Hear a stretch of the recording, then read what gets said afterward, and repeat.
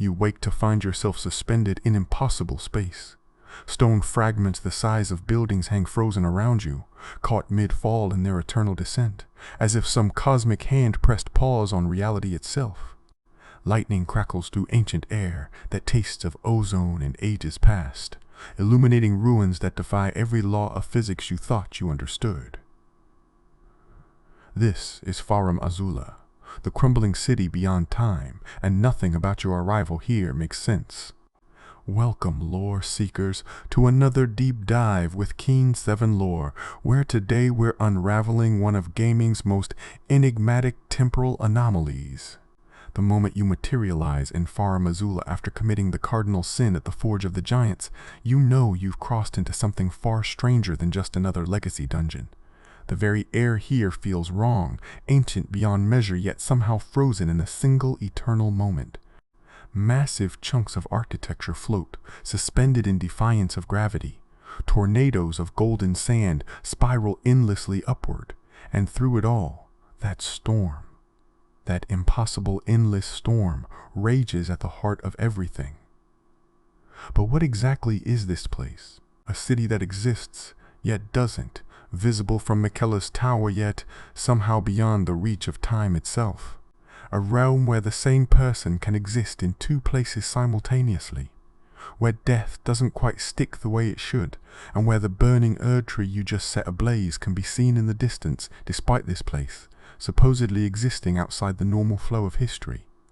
These aren't just game design quirks or oversights.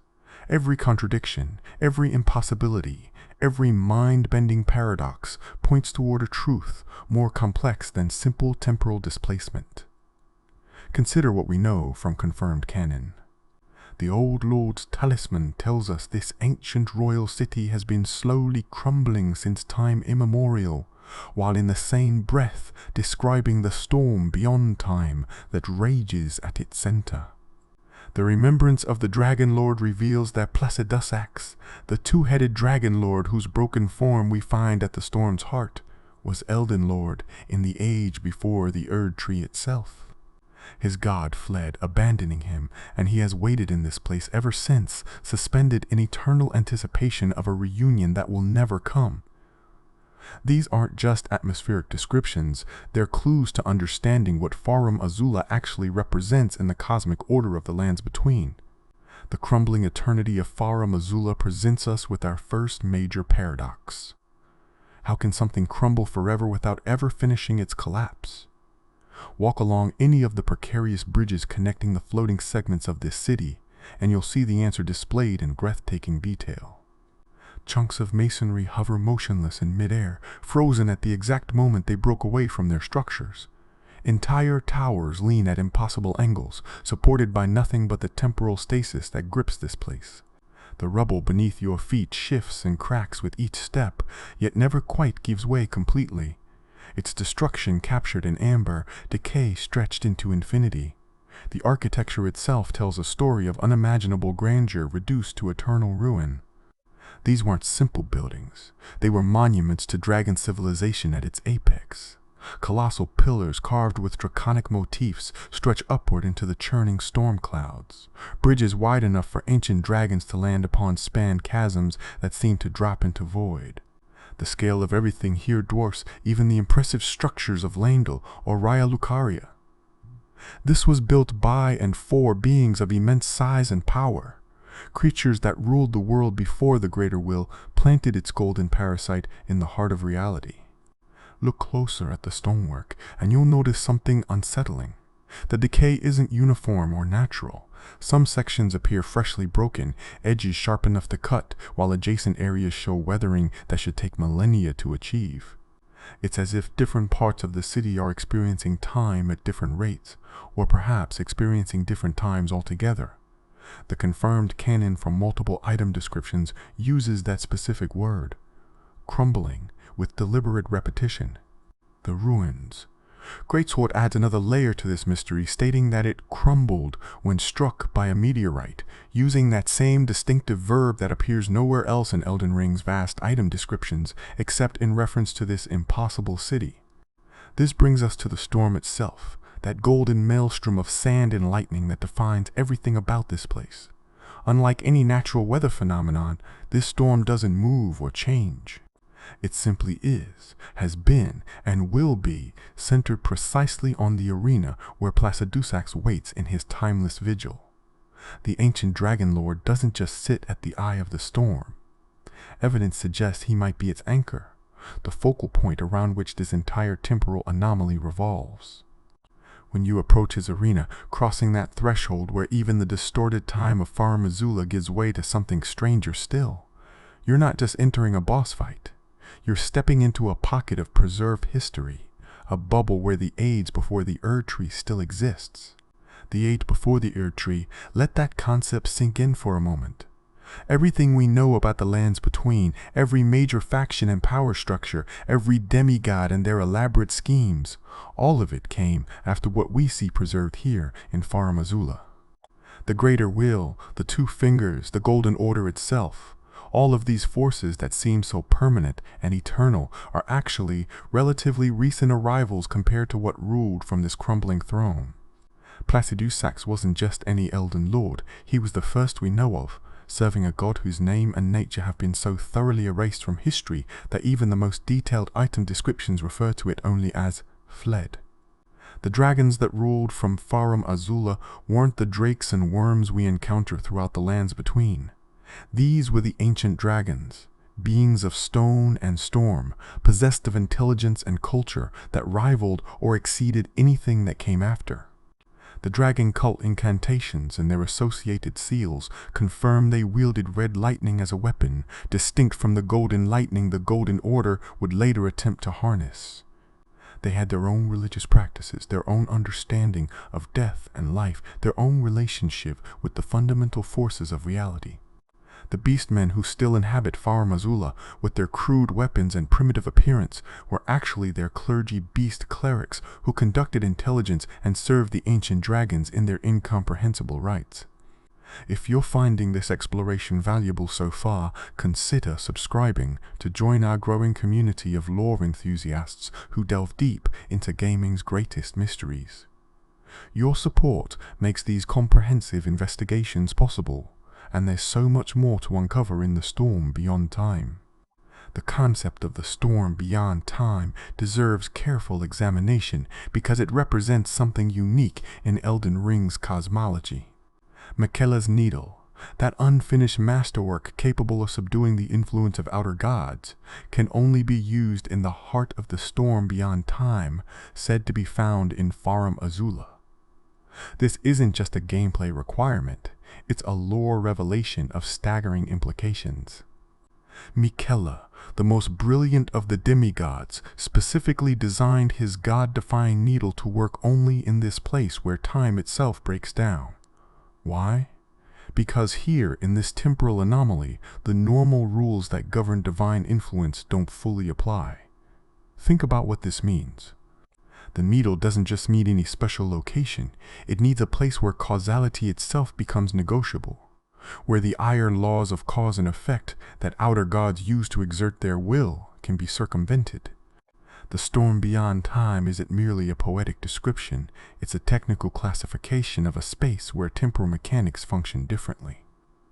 Within this storm, you can undo what should be permanent, resist what should be irresistible, and survive what should be fatal. The community has developed compelling theories about how this temporal distortion actually works, and while we can't confirm every detail, the evidence paints a consistent picture. The prevailing interpretation suggests that Farum Azula exists simultaneously in real space, hence its visibility from the lands between and in a state of temporal suspension. The city occupies physical coordinates you can point to on a map, but its interior experiences time in a fundamentally different way than the world outside. It's less that Farum Azula exists outside time, and more that it exists in what scholars of mythology might call mythic time, a state where past, present, and future collapse into an eternal now. This explains several otherwise inexplicable phenomena. The Maliketh Gurranq paradox, for instance, where the beast clergyman can exist simultaneously in Caelid's bestial sanctum and Farum Azula, Makes sense if we understand that the Farum Azula version exists in a different temporal state than his Khalid incarnation. They're the same being at different points in their timeline, able to coexist because the normal rules preventing such paradoxes don't apply here. When you defeat Gurranq in Khalid, he remembers it when you face him as Maliketh. But killing Maliketh doesn't affect Gurranq because that death occurs in the storm beyond time, insulated from normal causality. The burning Erd tree visible from within, Farum Azula presents another fascinating paradox that reveals the complex nature of this temporal distortion. You've just set the Erd tree ablaze at the Forge of the Giants, an action that triggers your transportation to Farum Azula, yet you can see that same tree burning in the distance. If Farum Azula truly existed completely outside time, this should be impossible. The answer lies in understanding that the storm creates a selective temporal barrier. You can observe the outside world, but you're not fully part of its time stream. You're watching reality like a film. You can't pause or rewind, able to see but not truly interact with the normal flow of events. Now we must address the catastrophe that started it all, the meteorite impact that transformed Farum Azula from the seat of ancient power into this eternal ruin. The ruin's greatsword provides our most direct evidence, explicitly stating that it crumbled when struck by a meteorite, using that specific verb that connects directly to Farum Azula's defining characteristic. This wasn't just any celestial impact. The weapon's ash of war, wave of destruction, creates a gravity-based attack that pulls from the same cosmic forces as the falling star beasts and Astal, those void-born creatures that fell from the lightless dark between the stars. Evidence suggests this meteorite wasn't a random cosmic accident, but something far more sinister. The gravitational distortions that keep Farum Azula's fragments suspended, the temporal anomalies that define the storm, even the specific way the city crumbles without ever finishing its collapse. All of these effects mirror abilities we see in the void creatures that plague the lands between. Astal, natural born of the void, demonstrates mastery over both gravity and space-time, capable of teleportation and creating miniature black holes. The meteorite that struck Farum Azula may have carried something similar, a void-born entity or artifact that didn't just damage the city physically, but infected it with B's reality-warping properties. Consider the timing. Placidusax ruled as Elden Lord before the Erd Tree, his god fled, and then at some point the city was struck by this meteorite and began its eternal crumbling. The sequence of events suggests the meteorite impact might have been what drove the god to flee, or perhaps the god's departure left Farum Azula vulnerable to such an attack. Either way, the city's transformation from seat of power to temporal anomaly wasn't gradual decline. It was catastrophic change, frozen at the moment of disaster. The way the ancient dragons are incorporated into Farum Azula's architecture reveals another layer of this tragedy. Throughout the city you'll find dragons literally buried in the walls, their stone-like bodies forming part of the structure itself. These aren't decorations or carvings, they're actual ancient dragons, either transformed into living stone or choosing to become one with their dying city. The dragon communion practiced in the lands between, where warriors consumed dragon hearts to gain their power, seems like a crude imitation of whatever union existed here between the dragons and their domain. Some of these embedded dragons still live, if you can call their existence living. They breathe, they watch, they occasionally attack, but they're as much a part of the architecture as the pillars and arches. It's as if they chose to become eternal guardians, sacrificing their mobility and freedom to preserve what little remains of their civilization. Or perhaps they had no choice. Perhaps when the storm beyond time took hold, they were caught in its grip just like everything else, frozen in the act of defending their home from whatever catastrophe befell it. The Beastmen who populate Farum Azula provide our clearest window into what daily life might have looked like before the catastrophe. These creatures, primitive as they appear, were the clergy of the ancient dragons. The Cinquedia weapon confirms that the Beastmen's intelligence was awakened by the dragons themselves, elevating them from mere beasts to beings capable of worship and service.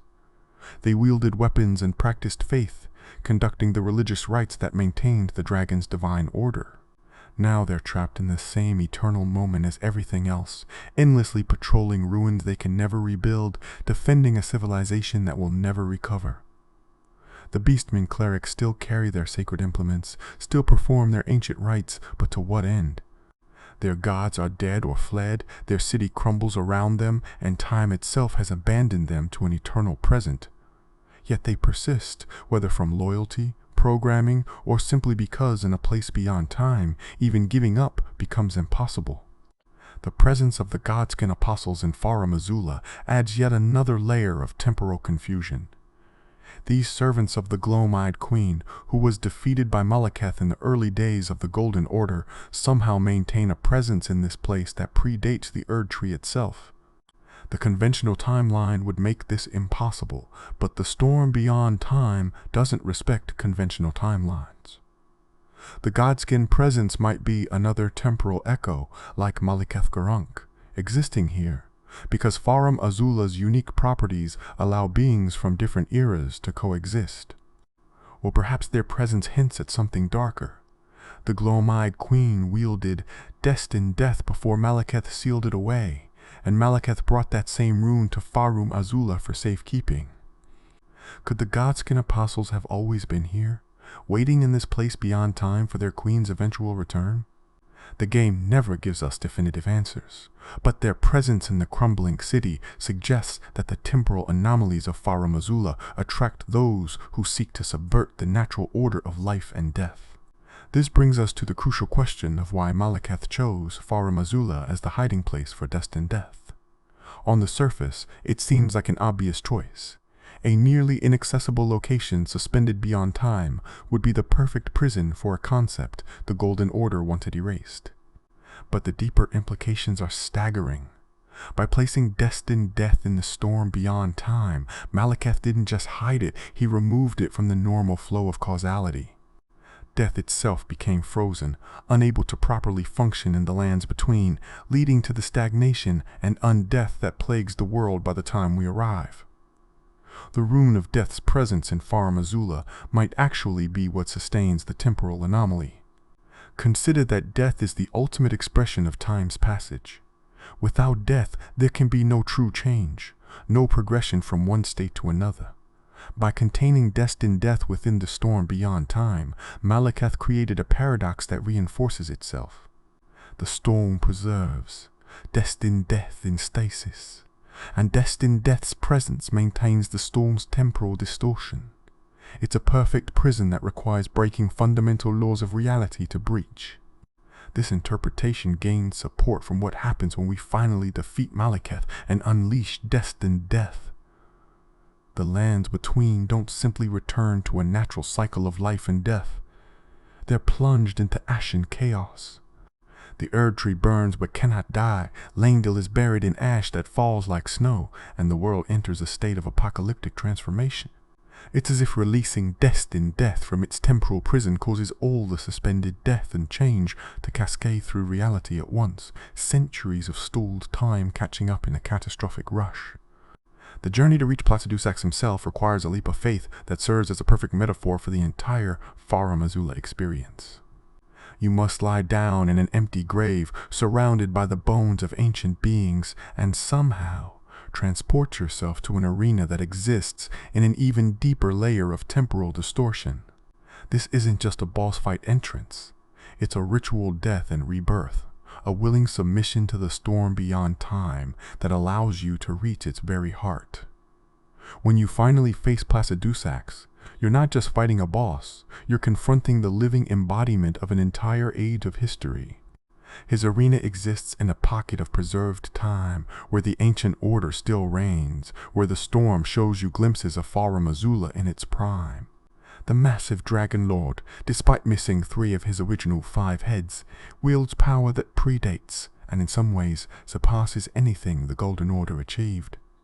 His red lightning carries the authority of the original Elden Lord, his attacks bend space and time, and his very presence warps reality around him. The battle itself serves as a compressed history lesson. Placidusax's moves showcase the martial traditions of the ancient dragons. the red lightning that would later be corrupted into golden lightning by the Golden Order, the ability to phase in and out of existence that demonstrates mastery over the storm beyond time, and the devastating laser attacks that seem to cut through the fabric of reality itself. Each phase of the fight reveals another layer of what the dragons were capable of before their fall, building to a climactic finale where Placidusax essentially weaponizes the temporal distortion itself, disappearing and reappearing like a creature unstuck from linear time. But perhaps the most tragic element of Placidusax is what he represents. Not just a fallen king, but an abandoned believer. His god fled, leaving him to wait eternally for a return that will never come. The remembrance tells us he continued to await its return, present tense, because in the storm beyond time, his waiting never ends. Even as we strike him down, even as his body dissolves into golden light, some part of him remains locked in that eternal moment of anticipation. The storm doesn't let anything truly end after all. The transformation you undergo to become Elden Lord requires passage through Farum Azula, for reasons that become clear only when you understand its temporal nature. The two fingers demand the burning of the Erd tree, but simply destroying it isn't enough. You need to fundamentally alter your relationship with time and causality to claim the throne. By surviving the storm beyond time, by defeating Maliketh and releasing Destined Death, by confronting the ancient order in the form of Placidusax, you prove yourself capable of transcending the normal limitations that bind lesser beings. This is why no one can simply walk into Farum Azula or reach it through conventional means. The storm beyond time serves as a filter, a trial that only those capable of reshaping reality itself can pass. The greater will, in its cosmic wisdom or cosmic cruelty, incorporated this ancient ruin into the very mechanism of succession. To become Elden Lord, you must first understand and overcome what came before, must prove yourself against the temporal prison that holds the old order in check. The mysteries that remain about Farum Azula might be more important than the answers we've uncovered. Who or what was the god that fled from Placidusax? The game never names this deity, never describes its nature beyond that single word. Was it another outer god like the greater will? Was it something fundamentally different, operating on principles we can't comprehend? The complete absence of information might itself be information. Perhaps this god was so thoroughly erased from reality that even its name cannot exist in the current age. The true nature of the storm beyond time also defies complete understanding. Is it a natural phenomenon that arose from the meteorite impact? A defensive mechanism activated by the dragons in their final moments? Or perhaps a prison constructed by the greater will to contain the remnants of the previous order? Each possibility has evidence supporting it, but none provide a complete explanation. The storm might be all of these things simultaneously, a paradox manifold that reflects the collapsed causality of the place it protects. Then there's the question of what happens to Farum Azula after the game's events. Does releasing Destined Death cause the temporal anomaly to finally collapse? Does the storm dissipate without Placidusax to anchor it? Or does the crumbling city continue its eternal decay, now truly abandoned, a monument to orders and ages that no longer have anyone to remember them? The game doesn't show us the aftermath, leaving us to wonder whether our actions freed Farum Azula from its temporal prison or simply added another layer to its tragedy. The parallels between Farum Azula and other From Software temporal anomalies reveal Hidetaka Miyazaki's recurring fascination with places where time breaks down. The Hunter's Dream in Bloodborne, the Kiln of the First Flame in Dark Souls, the Divine Realm in Sekiro. All of these locations share DNA with Farum Azula, places where the normal rules cease to apply and the player must confront forces beyond conventional understanding. But Farum Azula might be the most sophisticated expression of this concept, a location where the temporal distortion isn't just atmospheric, but mechanically integrated into every aspect of the experience. The environmental storytelling of Farum Azula stands as perhaps From Software's greatest achievement in conveying narrative through space rather than words. Every floating fragment, every impossible angle, every enemy placement tells part of the story. The way you progress through the level, starting from the edges and spiraling inward toward Placidusax's arena, mirrors the journey from present to past, from consequence to cause. You're not just exploring a location, you're archaeologically excavating layers of frozen time. The genius of Farum Azula's design lies in how it makes the impossible feel inevitable. Of course, a civilization of ancient dragons would build monuments of impossible scale. Of course, their city would exist beyond conventional physics. Of course, defeating them would require transcending the normal limitations of mortality. The place operates on dream logic that nevertheless feels internally consistent, where violations of natural law become natural law unto themselves. Consider what Farum Azula teaches us about Elden Ring's broader themes of stagnation versus change, order versus chaos, the cyclic versus the linear. The crumbling city represents the ultimate stagnation, a civilization frozen at the moment of its collapse, unable to die or be reborn. The Golden Order that replaced it attempts to impose a different kind of stasis, a perfect, unchanging hierarchy that denies the natural progression of time. Both systems fail because they try to stop time's flow rather than working with it. Your journey through Farum Azula becomes a meditation on inevitability. No matter how mighty the ancient dragons were, no matter how they bent reality to their will, they couldn't prevent their civilization's fall. They could only delay it, stretch it into an eternal moment that becomes its own form of torment. The storm beyond time that was meant to preserve their glory instead became their prison, keeping them locked in an endless experience of their own destruction. The tragedy of Farum Azula resonates because it reflects anxieties about our own civilizations, our own attempts to build something permanent in an impermanent universe. Every empire believes it will last forever. Every order thinks it has found the final answer. But time makes ruins of them all. The dragon's solution to step outside time itself seems like the ultimate hubris, an attempt to cheat the fundamental nature of existence. Yet we can't help but admire the audacity of it, the sheer will required to say no to entropy itself. As we stand in the ruins of this impossible city, watching stone fragments drift through storm-torn air, listening to the endless thunder that marks time in a place where time doesn't pass, we're confronted with gaming's most elaborate meditation on temporality and permanence. Farum Azula isn't just a level or a lore location. It's a philosophical statement rendered in architecture and frozen motion, a question about the nature of existence posed through impossible geometry and eternal lightning. The crumbling city beyond time stands as testament to both the heights civilization can reach and the futility of trying to escape change. Every fragment of stone suspended in its eternal fall reminds us that even gods and dragons cannot stop time forever. They can only delay the inevitable, stretch a moment into an age, transform their ending into an eternal, now that becomes indistinguishable from never having existed at all. In trying to preserve everything, they preserved nothing but the process of loss itself. This is the true horror and beauty of Farum Azula. Not that it exists outside time, but that it exists in all times simultaneously. Past glory, present decay, and future oblivion collapse into a single eternal moment that you must navigate, survive, and ultimately transcend. The storm beyond time doesn't preserve the dragon civilization, it preserves the exact moment of its unmaking, forcing it to experience its own destruction forever. When you finally leave Farum Azula, transported back to the lands between, with Destined Death unleashed and the path to lordship clear, you carry with you more than just progression toward the game's ending. You carry the knowledge of what came before, the weight of civilizations ground to dust, the understanding that even stepping outside time itself cannot prevent the inevitable transformation that defines existence.